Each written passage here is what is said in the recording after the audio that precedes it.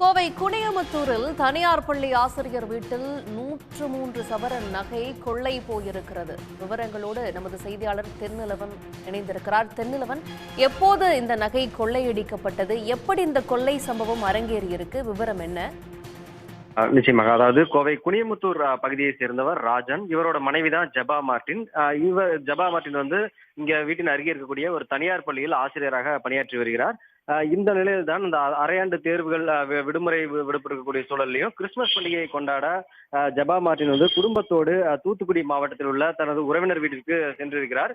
இந்த கிறிஸ்துமஸ் பண்டிகை எல்லாம் முடிந்த பின்னர் இன்று காலை வழக்கம் போல் வீட்டிற்கு வந்து உள்ளே சென்று அந்த வெளியே போகும்போது போடக்கூடிய அந்த நகைகளை மீண்டும் பீரோவில் வைக்க திறந்த போது பீரோவில் ஏற்கனவே வைத்திருந்த சுமார் 103 சவரன் தங்க நகைகள் வந்து மாயமானது தெரிய வந்தது. அதே போல பீரோவில் வைக்கப்பட்டிருந்த 10,000 ரூபாயும் மாயமானது தெரிய வந்தது.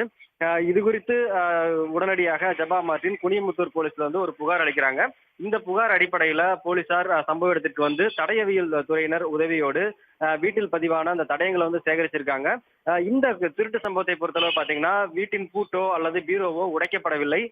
வீட்டின் கதவை திறந்துதான் உள்ளே வந்து அந்த திருட்டு சம்பவத்துல வந்து ஈடுபட்டிருக்காங்க. அது மட்டும் இல்லாமல் ஜபா மார்டின் வீட்டுல வந்து அவரது மகள், அதாவது ஏற்கனவே திருமணம் முடித்து கொடுத்த அவரது மகளின் 50 சவரன் நகைகளும் அந்த பீரோல வைக்கப்பட்டிருந்தது தெரிய வந்திருக்கிறது.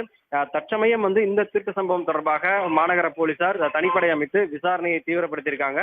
அதே போல சம்பவ இடத்திற்கு கோவை தெற்கு மாநகர காவல் துணை ஆணையர் கார்த்திகேயனும் சம்பவ இடத்துல நேரில் சென்று ஆய்வு மேற்கொண்டிருக்காங்க. அது மட்டும் இல்லாமல் வீட்டை சுற்றி இருக்கக்கூடிய பகுதிகளில் பொருத்தப்பட்டிருந்த சிசிடிவி கேமரா காட்சிகளையும் தற்போது பறிமுதல் செய்து விசாரணையை வந்து தீவிரப்படுத்தியிருக்காங்க. குறிப்பாக இந்த திருட்டு சம்பவத்தை பொறுத்தளவு பார்த்தீங்கன்னா 103 சவரன் நகைகள் வந்து திருடப்பட்டிருக்கிறது. ஆனால் வீட்டின் பூட்டோ அல்லது பீரோவோ உடைக்கப்படவில்லை.